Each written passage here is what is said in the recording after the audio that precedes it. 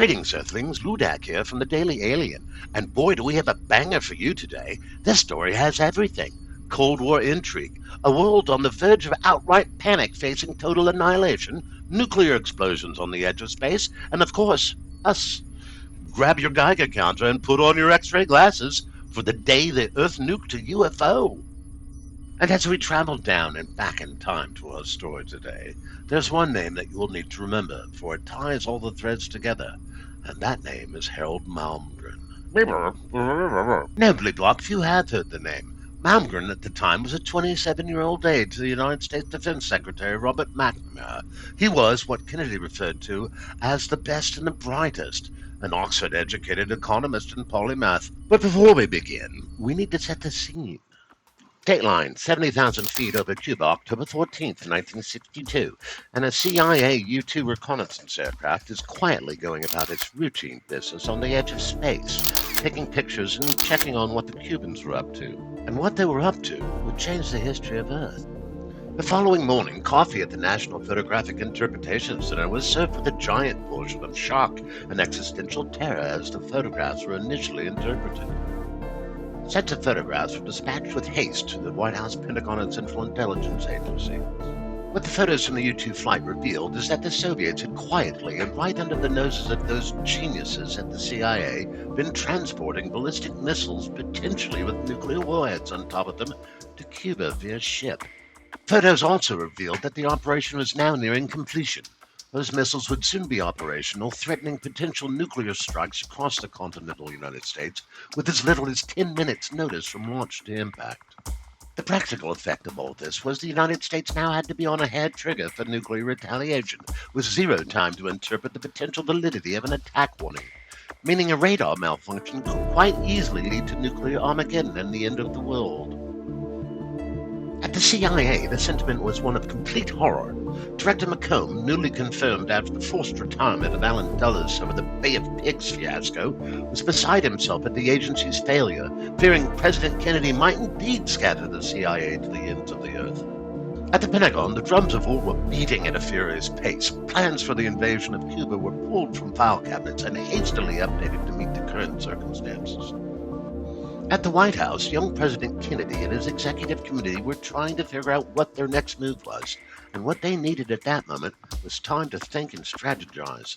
Realizing that the Pentagon was on the verge of going completely ape, Defense Secretary Robert McNamara needed someone to go over and manage the situation and buy time. And this is where our titular protagonist enters the scene, Harold Malmgren. Malmgren had the reputation of being able to enter a room of people far his superior and give sage advice without coming off as an arrogant upstart, making Malmgren the perfect man for the job.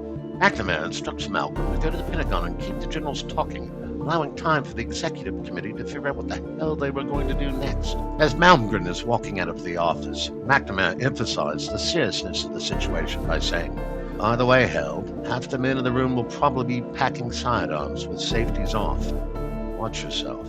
Perhaps the most important general that Malmgren was trying to keep talking was the Air Force's Chief of Staff and Commander of Strategic Air Command, Curtis "Bombs Away" LeMay.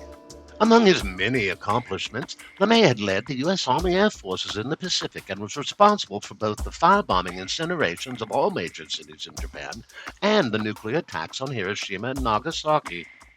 McNamara, who had sent Malmgren and worked for LeMay during the war as his chief of statistical analysis, later famously said that if America had lost the war, both he and LeMay would have probably been hung as war criminals.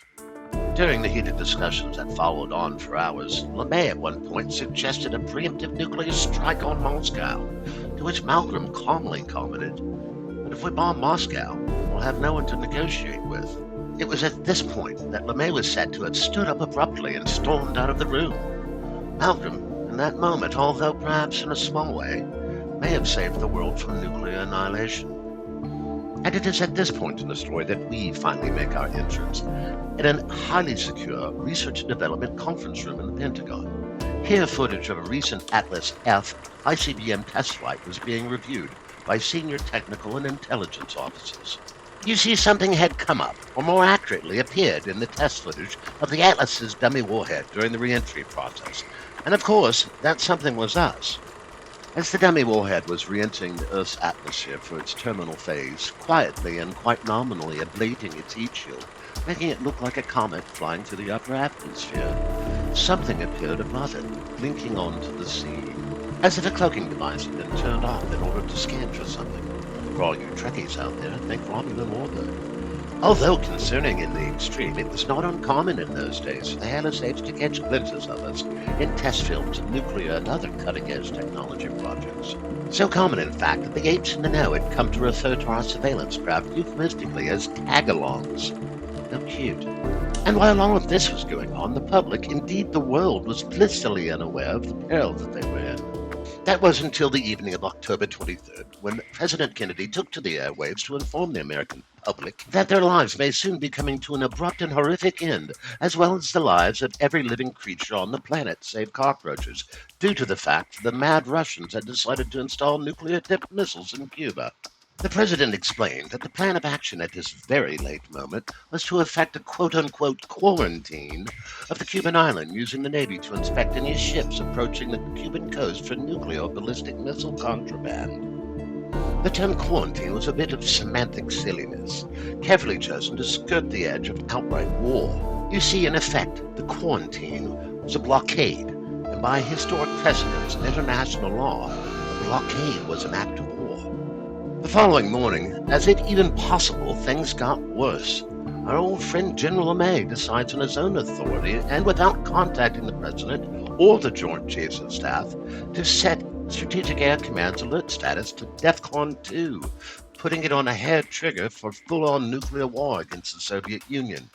This meant nuclear missile batteries were on a 15-minute-to-launch alert status, and B-52 nuclear bombers were sent to their failsafe points over Europe. Those in the know, realizing how truly dire the situation had become, began evacuating their loved ones from outside the blast zones in hopes of sparing them from instantaneous vaporization and affording them the opportunity of a more pleasant lingering death from radiation, starvation, or bands of psychotic roaming apes. Someone please stop me when any of this starts making sense. Some poor deluded fools thought that there was no way this all could be happening, and that this was all just a marketing ploy by the madmen on Madison Avenue to increase alcohol sales.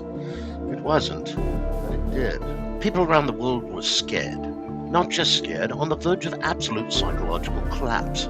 And not just in the United States and Russia, but everywhere, all over the world, people wondered if their days were numbered. Except Japan, where having spent the last 17 years dealing with some sort of nuclear threat, it was just another Tuesday. And now we head west for Act 2 of our little play of terror. And we've said all that has come before to say this. What the actual flab is wrong with you people? Because now the powers that be have decided that the best possible thing to do in the situation we have just described would be to detonate, intentionally, a nuclear weapon on the edge of space. No, Bleeblop, I'm not kidding, and that's not far enough. That's Waikiki. Why does this keep happening when we go west? Where we're going is a little piece of God's creation called Johnson Atoll. But before we get there, we have to take a very short detour to explain why we're going here at all. You see, in 1958, the Americans and the Soviets very wisely decided to suspend nuclear detonations in the atmosphere. However, in 1961, just a year previous to where we find ourselves now, the Russians had very unwisely decided to wangle their dongle in the world's face by conducting a series of no less than 57 atmospheric tests over their test range in Siberia. This indecent exposure culminated in the monstrous explosion of a 50-megaton device, euphemistically known as Tsar Bomba. No, Bleeblop, you're thinking of the song La Bamba by Richie Valens, not the bomb Tsar Bomba by Nikki Khrushchev. Moving on. It was at this point that the Americans said, "Hold my barium," and started their own test program in the Pacific, including the largest nuclear explosion in outer space, at least around this planet. The test was known as Starfish Prime, and it greatly exceeded the expected yield. Electromagnetic effects were so severe that unnatural auras began to appear across the Pacific sky and knocked out electricity and communication some 800 miles away in Hawaii. And now our story continues. Welcome to Johnson Atoll, a little piece of Pacific paradise that had recently been turned into a plutonium hellscape. You see, Johnson Atoll was part of the American military's Pacific Proving Ground, and proving had not been going well. The U.S. military in the months preceding had been attempting to test a brand new nuclear warhead, specifically designed to destroy enemy warheads when they were re-entering the atmosphere for their terminal phase to target. The warhead was meant to test the feasibility of such a system and would lead to the development of the W-71 warhead. The 71 would be a large area effects weapon whose detonation would be specifically formulated to emit immense amounts of electromagnetic radiation and X-rays to create what the engineers referred to as a spalling effect upon its targets. This effect would instantaneously superheat the exterior of any object in the blast radius, causing it to rip itself apart, allowing for the resulting debris to burn up harmlessly as it re-entered the Earth's atmosphere. The problem was they couldn't get the damn thing safely off the ground. The test was codenamed Bluegill, and although only one was planned, it ended up being a series of 4 due to a series of continuous and often catastrophic failures. Don't believe me? Well, roll the tape, Gleeblop. The first attempt, the Bluegill shot, failed to maintain its course after launch and was conventionally destroyed in the upper atmosphere without detonation. The second attempt, Bluegill Prime, went somewhat differently, as we observe here from the historic footage from the apes. You see, the Thor intermediate-range ballistic missile used in these tests had an itsy-bitsy problem at launch. A stuck fuel valve had caused a bit of a fire, resulting in a bit of an explosion of the missile on the pad and the destruction of the warhead itself. Wait for it now. Pop goes the plutonium. The July 25th Bluegill Prime test had now contaminated the entire atoll and surrounding areas with a lovely coating of plutonium. The damage to the pad itself can be seen here from the relative safety of a helicopter flying over. In the days that followed, having retreated safely to the safety of their ships at sea, the apes returned to assess the catastrophe they themselves had created. Over the next 3.5 months, the apes struggled to clean the island in preparation for a third try at this test. Perhaps the cleanup took that long due to constant attacks from giant crabs mutated by radioactive materials that they had ingested. What do you mean? Look at all those movies. It could have easily happened. Remember the one about the ants? Whatever the case, months passed after the June 25th disaster as the apes on Johnson Atoll cleaned up the plutonium, possibly fought giant crabs till their ultimate victory, and repaired the equipment required for the next test. By October 15th, they were finally ready to test again, and everyone held their collective breaths as Bluegill Double Prime launched. The men aboard the USNS Range Tracker anxiously monitored the missile's ascent with fingers crossed. However, 1 minute into the flight, a hydraulic failure caused the missile to tumble out of control, forcing a self-destruct signal to be sent. Fortunately, this was prior to the warhead arming, and the debris fell harmlessly into the Pacific. However, this continuous comedy of errors is now about to get deadly serious, because the clock is now ticking towards Armageddon. For you see, we've now come full circle back to where we began. And on the other side of the world, 20 hours before the self-destruct of Bluegill Double Prime, a U-2 is taking photographs over Cuba, which would set in motion the Cuban Missile Crisis. And the one thing, perhaps the only thing, that could possibly save the Americans from annihilation would be an anti-ballistic missile system, exactly like the one they were trying and failing to test. And this might actually answer our question, why in the name of all that is holy would the Americans decide to test a nuclear weapon during the greatest nuclear crisis that the world had ever seen, and hopefully ever will. And now it's Friday, October 26th. Just hours before what the apes would call Black Saturday, Kennedy and Khrushchev were trading ultimatums, and into that storm the Americans rolled out Bluegill Triple Prime, one last chance to prove they could stop a nuclear warhead in flight. The EG&G boys were aloft in their custom KC-135, cameras and instruments ready to capture every flicker of the blast, every data point that might validate America's doomsday defenses. But it wasn't just the U.S. taking notes. Soviet quote-unquote fishing trawlers lurked nearby, crammed with KGB technicians, while Tu-16 Badger aircraft circled under the polite fiction of search and rescue. They weren't looking for downed pilots. They were hunting for secrets. Normally, the U.S. would have done anything to keep prying eyes away. But in this case, letting the Soviets see was the point. Because more important than America proving to itself that it could kill warheads on the edge of space was making sure Moscow believed it too. This test wasn't just the focus of the world's nearly warring superpowers. Oh no, this one grabbed our attention too. Normally we can tag along to observe the madness of the apes without much fuss, but not this time. No, this one was different. So we at the Daily Alien decided to burn through our tiny allotment of pod fuel and travel back in time to see it with our own bulbous eyes. At the controls, our pilot Bluegill, because apparently I'm not allowed to fly anymore. And of course Cambot in the observation cupola, lens polished, ready to record the whole thing for posterity. So off we go, bots and girl. Be careful, Bluegill, don't get too close. Make sure the shields and cloaking are in auto-engage. Me-me-mer. Good lord. Too close. Brace, brace, brace! Everyone all right? Me. Affirmative. Cambot, get that video back up now. Bluegill, I'll have your flatbibs for dinner if we've missed this. Quick, Cambot, zoom. On it. There it is. Oku's last ride. After near annihilation at the hands of the Bluegill blast, and our attempt to document the object that fell from it, we returned to the studio. Beep, beep. Data in hand, dignity in tatters.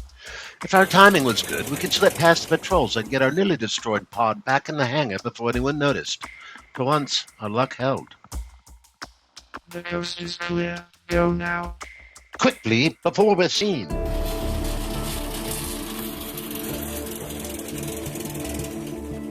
Although we survived the Bluegill blast, barely. The data we collected clearly showed that someone else hadn't fared so well. However, that wouldn't become apparent to the apes until some hours later. What follows is a recreation of the following day in the Pacific, based on verifiable fact, actual film evidence, logical inference, and a healthy dash of speculation.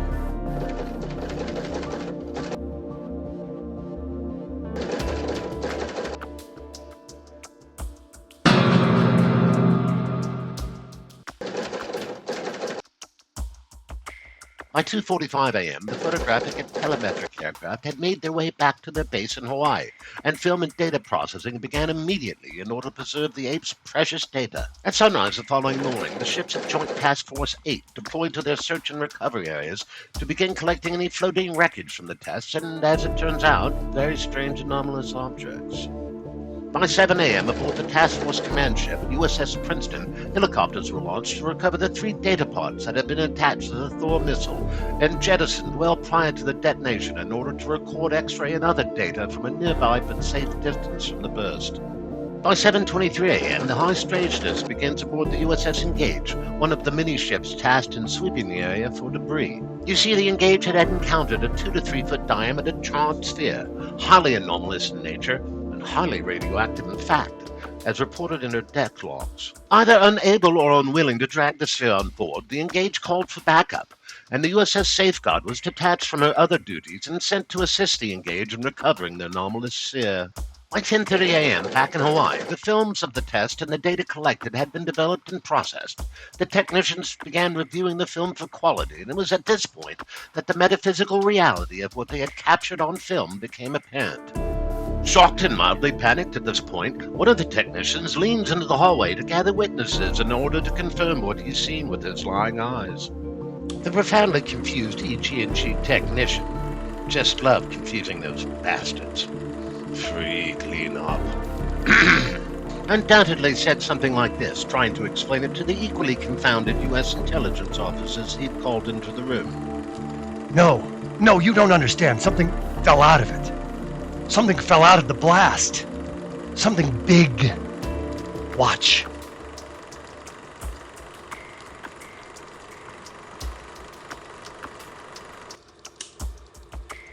And now the game was afoot.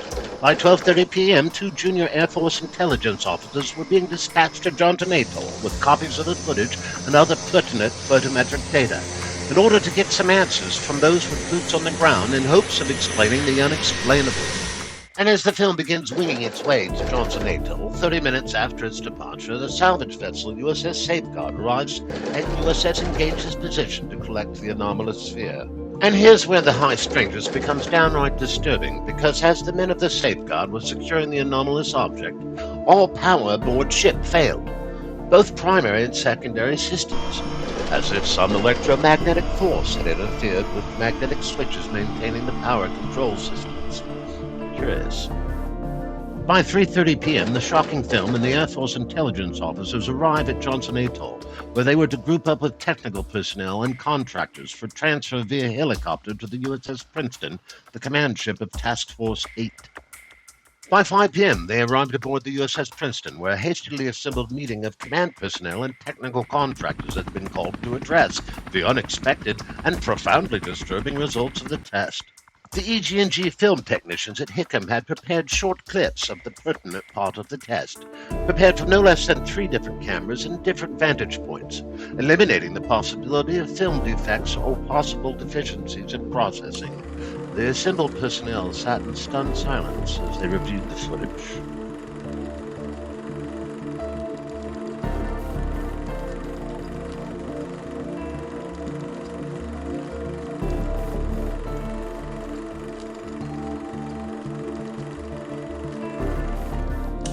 At the conclusion of the film, it may have been Brigadier General Alfred Starbird, spelled S-T-A-R-B-I-R-D. No, I'm not making that up. That's why I spelled it out. Look it up if you want to.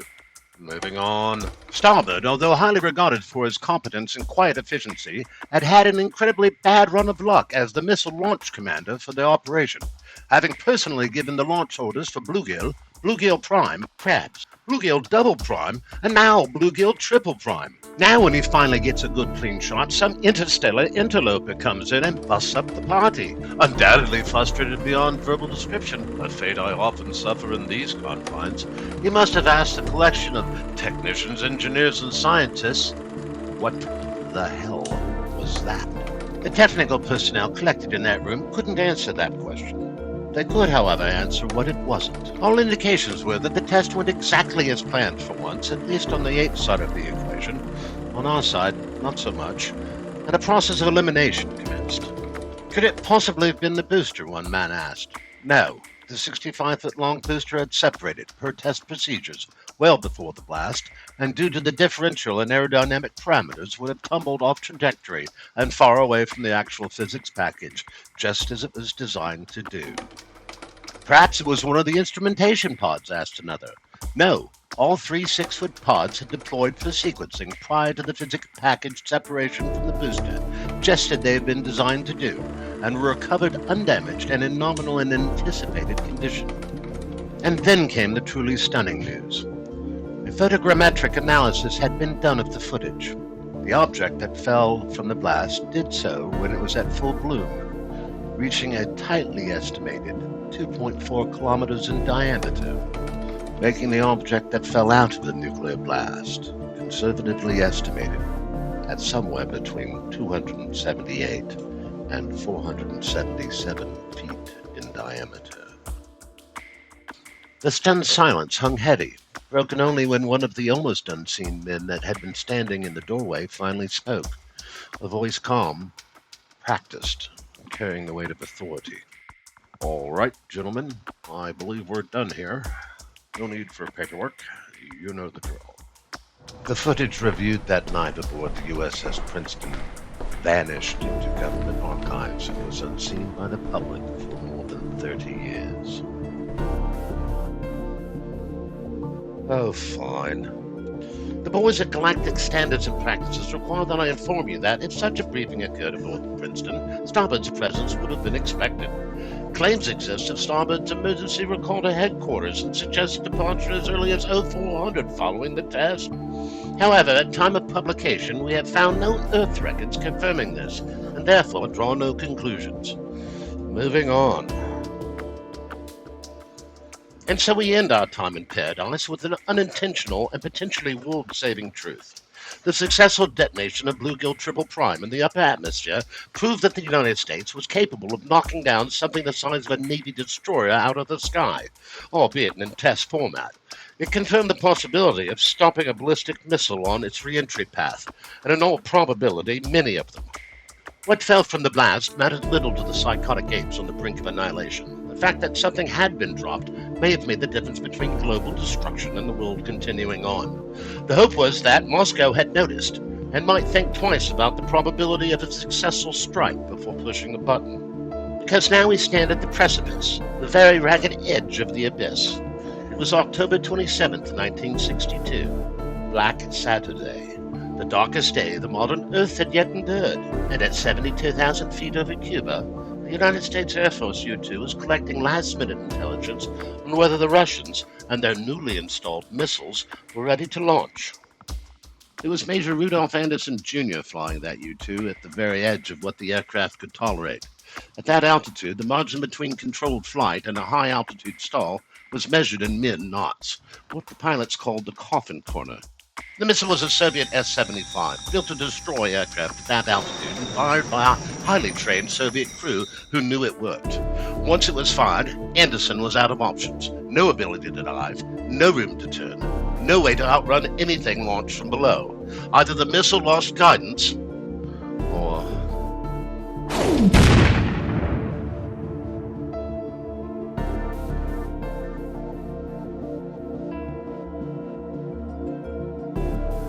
Early that afternoon, back at the White House Situation Room, its occupants are already badly on edge when they are informed that a U-2 has been shot down. An American pilot is dead. Blood has been drawn. The Pentagon reacts as expected. LeMay and the Joint Chiefs demand immediate retaliation. But Kennedy and XCOM understand what is at stake. Any retaliation over Cuba, no matter how justified, risks losing what little control remains of the situation. And once that control is lost, nuclear war becomes not just possible, but indeed extremely likely. Restraint is the only rational choice. The president bucks the generals and keeps his own counsel, hoping that there may still be one last chance for diplomacy before it all goes to tears. But Washington's desire for strategic restraint would have very little authority once contact was made.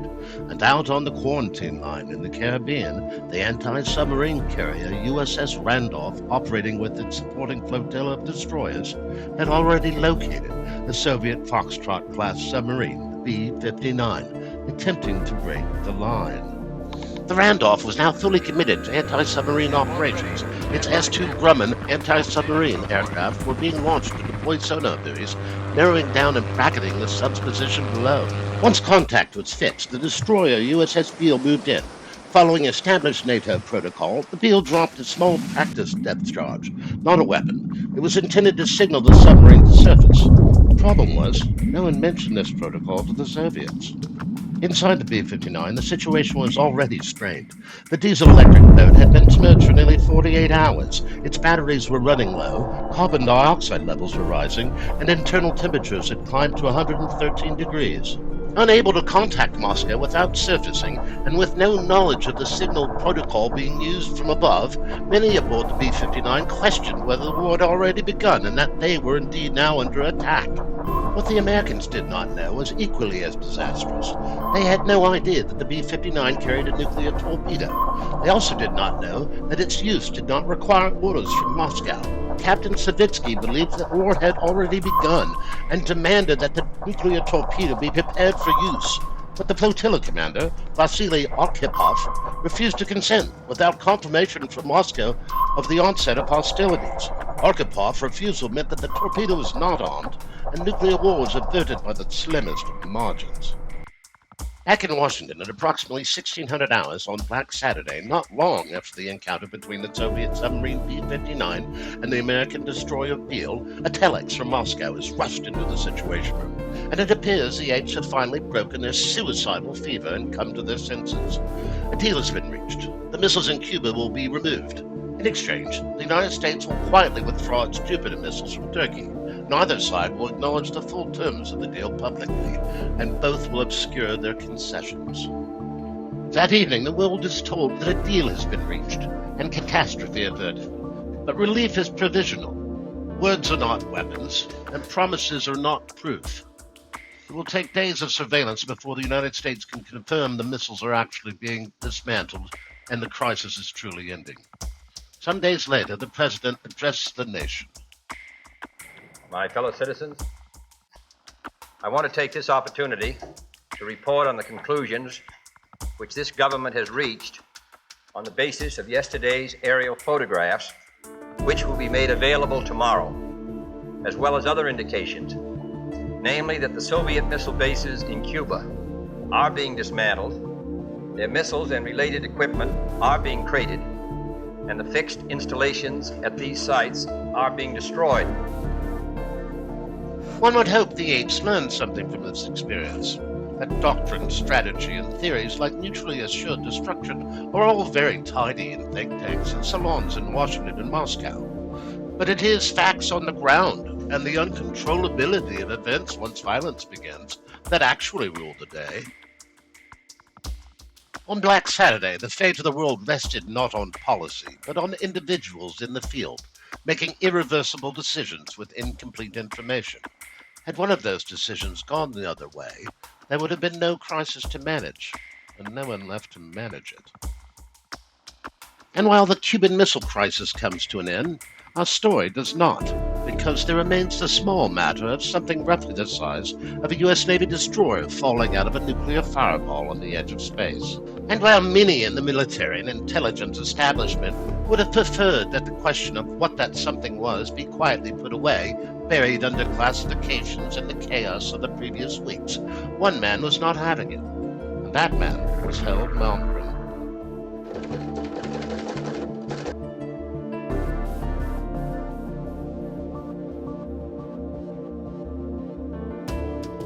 With the immediate danger past, Washington returned to its familiar rhythms. The machinery of government resumed its work, as it always had. Inside the Pentagon, however, something was different. Whispers circulated about the Bluegill test and what may have come down. As a senior aide to Defense Secretary Robert McNamara, Harold Malmgren's portfolio included the entire U.S. nuclear test program, Operation Dominic. He held a full set of Q clearances, and he had the unquestioned right to know if something unexpected fell out of the sky. Yet every attempt to learn more about the Triple Prime shot ended the same way. Deferrals, missing documents, closed doors. Whatever had occurred during the test, it was being contained, quietly and deliberately. Frustrated, Malmgren took it to McNamara. McNamara said, "Run it down, Harold. I'll clear the way with the Atomic Energy Commission." The American national security state was not a single machine. It was a federation of empires, each with their own definition of need to know. The Atomic Energy Commission, born of the Manhattan Project, declined to send answers. If Malmgren wanted to see anything at all, he would have to come to Los Alamos. Mommy, what's that? Nothing, darling. Let Mommy enjoy her martini.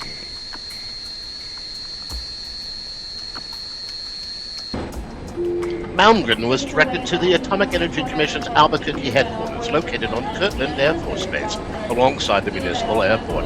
There he would meet Lawrence P. Geis, the AEC's senior official for the region, the man who decided what outsiders were allowed to see and what they were not. Dr. Malcolm, let's be clear. Were it my decision, you wouldn't be in this office, nor sitting in that chair. Your Q clearance leaves me no room to maneuver, and Secretary McNamara has made this my problem. This paperwork authorizes access to a very limited portion of the bluegill material, nothing more. There's also a chip for a vehicle from the motor pool. When you arrive at Los Alamos, check in at the front gate. They'll instruct you where to go. That's all. We are done here. After the expectedly cold reception, Malmgren began to drive north to Los Alamos. Plenty of time to think. He now understood how such matters worked, not through command, but through bureaucratic permission. In theory, everything answered to the president. In practice, each institution answered only to itself. By the time he reached the gate, the question was no longer what he would see, but why he'd been allowed to see it at all. Malmgren was to be shown only part of what had been recovered, only what Los Alamos had been given. Later, he said, the material felt wrong. It surfaced like the black of space, profoundly unfamiliar, not hot, not cold, and unlike anything he'd handled before or since. Malmgren returned to Washington and completed his final report on Bluegill Triple Prime. It was classified, removed from circulation, and tossed in the deepest, darkest hole of an archive that was available. After all, the powers that be could not have an inconvenient crew for wandering their hallways. Malmgren returned to his regular duties and said nothing about what he'd seen or been shown. He did not pursue the matter further. Still, one question lingered. Not what he'd been shown, but why. In systems built on secrecy, Access was rarely accidental, occasionally reflected necessity, but sometimes it served to observe how a person would behave once they knew more than they were expected to. Sometime that following spring, Harold Malmgren received an unexpected phone call from a man he did not know. On the other end of the line was Richard Bissell. No agenda, no explanation, just an address in Georgetown and a time. Bissell had once been amongst the most powerful men in American intelligence, the CIA's Director of Science and Technology, the architect of its airborne reconnaissance programs, and the man who established Groom Lake, later known as Area 51. Like Ellen Dulles, he had been pushed out after the Bay of Pigs invasion, but influence in Washington does not end with a resignation. As Malmgren left the Pentagon and moved through the city streets, he was stepping away from formal authority and into another world, one where power persisted quietly without office or title. When the door opened, it wasn't a briefing. It was an invitation to look behind the curtain.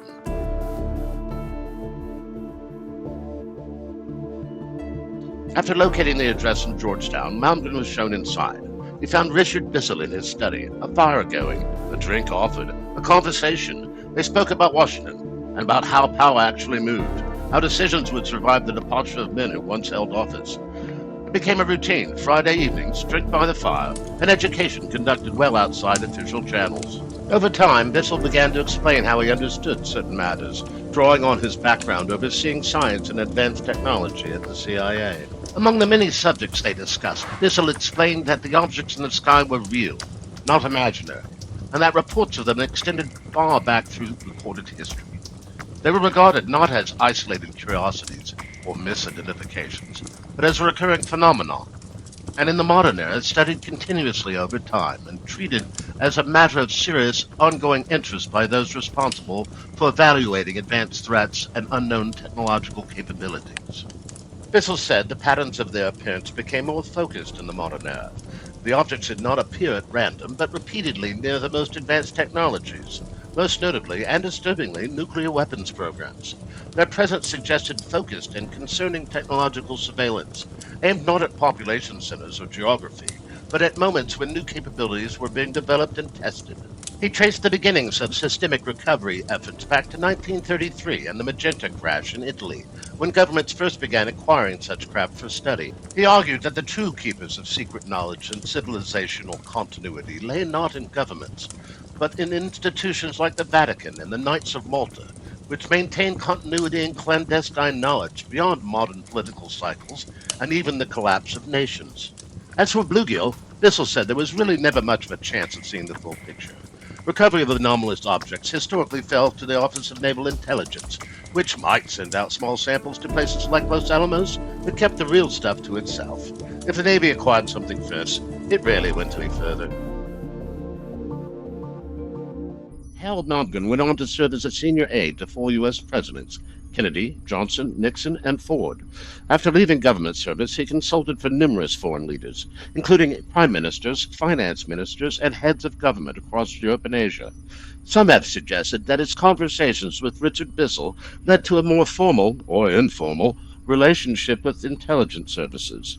We at the Daily Alien remain agnostic on that point, but we do find it curious that a 27-year-old aide would, in his 30s and 40s, be placed into such extraordinary positions without external assistance. There are those who question Harold Malmgren's testimony in his nearly 4-hour interview with Jesse Michaels on his channel American Alchemy, which forms the basis of much of what we discussed here today.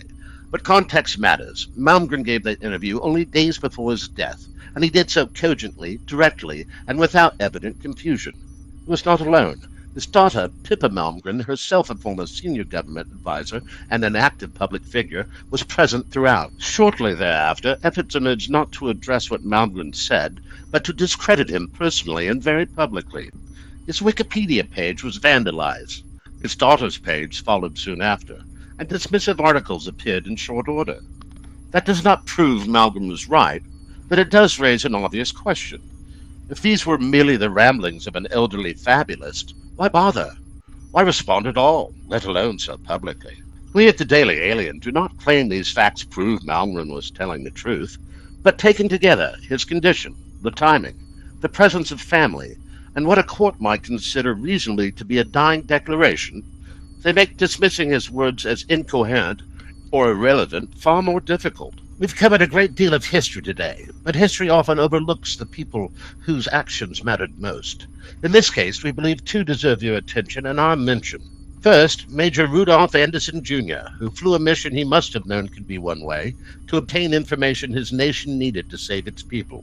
Second, Captain Second Rank Vasily Arkhipov, the flotilla commander aboard the B-59, whose presence, by providence or sheer luck, likely prevented a nuclear exchange, and quite possibly the end of the world. His decision to block the use of the nuclear torpedo may have been shaped by experience. A year earlier, Arkhipov served as the executive officer aboard the ill-fated K-19, whose reactor failure proved fatal to much of its crew. His judgment and bravery during that emergency propelled him, unusually, to become the flotilla commander aboard the B-59, a role typically reserved for far more senior officers. There remains, however, two unresolved matters. The first being the 2 to 3 foot anomalous black sphere recorded in the deck log of the USS Engage and recovered by the USS Safeguard, an object that matches no known component of the Douglas PGM-17A Thor booster, nor anything that could reasonably have survived the blast. And then there's the larger object observed falling from the fireball, estimated between 270 and 470 feet across. We could say more, but as in your world, there are restrictions in ours, so we won't. To do otherwise would risk personal transmogrification, disintegration, or worse. The boys at Galactic Standards and Practices don't play. Some viewers have asked us to show our math, so we have. A Dropbox has been created with the link provided in the description, containing our calculations along with our research into the mechanics and schematics of the Thor booster used in the Bluegill Triple Prime shot. We encourage you to review it, and if you find fault with our math or our methods, please explain precisely what we got wrong in the comments. We genuinely encourage it. Until then, we thank you for your time today, and we'll see you next time on The Daily Alien. Comment, like, and subscribe, and as always, stay curious.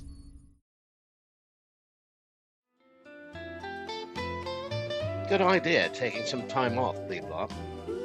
That was a long one. That Arkhipov, he really had amazing hair. I wish I had hair. Oh, of course I'd look ridiculous. But I could start a band like that Elvis fellow. You didn't believe me. You thought I was mad. Well, what do you think now? Me. Stop screaming and keep running.